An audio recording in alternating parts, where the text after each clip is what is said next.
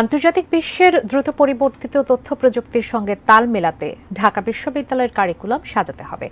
উচ্চশিক্ষায় শিক্ষার্থীদের দক্ষতা বৃদ্ধির মাধ্যমে নিজেদের তৈরি করতে হবে। এসব কথা বলেছেন জাতীয় সংসদের স্পিকার ডক্টর শিরিন শারমিন চৌধুরী। ১ জুলাই ঢাকা বিশ্ববিদ্যালয় উপলক্ষে আয়োজিত এক আলোচনা সভায় তিনি এসব কথা বলেন। প্রতিষ্ঠার ১০৩ বছর পেরিয়ে ১০৪ বছরে পদার্পণ করেছে ঢাকা বিশ্ববিদ্যালয়। সোমবার সকালে বিশ্ববিদ্যালয়ের স্মৃতি চিরন্তন চত্বর থেকে এক বর্ণাঢ্য শোভাযাত্রার মধ্য দিয়ে দিবসটির আনুষ্ঠানিকতা শুরু হয়। উপাচার্য অধ্যাপক ডক্টর এএসএম মাকসুদ কামালের নেতৃত্বে শোভাযাত্রায় বিশ্ববিদ্যালয়ের শিক্ষক, শিক্ষার্থী, অ্যালামনাই ও কর্মকর্তা কর্মচারীরা অংশ নেন। পরে ছাত্র শিক্ষক কেন্দ্র টিএসসির সামনে পায়রা চত্বরে উদ্বোধনী অনুষ্ঠানে জাতীয় পতাকা, বিশ্ববিদ্যালয় ও হলের পতাকা উত্তোলন, পায়রা, বেলুন ও ফেস্টুন উড়ানো হয়।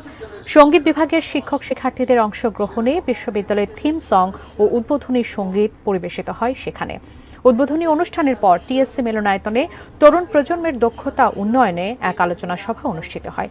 এতে প্রধান অতিথি হিসেবে মূল প্রবন্ধ উপস্থাপন করেন জাতীয় সংসদের স্পিকার ডক্টর শিরিন শারমিন চৌধুরী। মানুষ আমি হলাম কিনা সেটাও তো আমার at the end of the day দেখতে হবে, এবং খুব দ্রুত পরিবর্তনশীল পরিস্থিতির সাথে কারিকুলামকেও দ্রুত পরিবর্তন করার জন্য প্রস্তুতি থাকতে হবে।